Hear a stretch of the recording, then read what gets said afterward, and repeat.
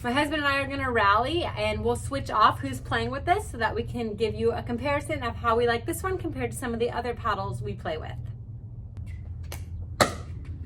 Okay, Dana.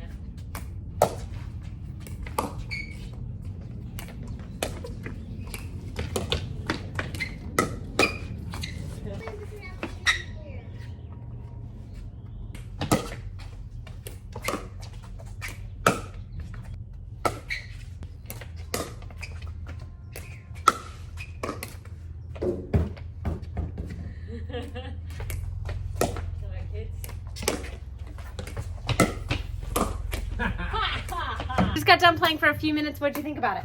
I thought this was great. It has a great responsiveness to it. The 16mm carbon surface really makes a difference.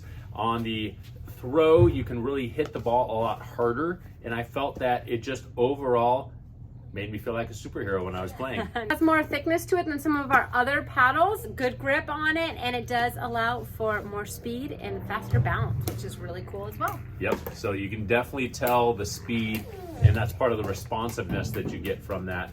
The nice carbon surface, really great quality. We're loving it. I think it's going to be our new favorite paddle.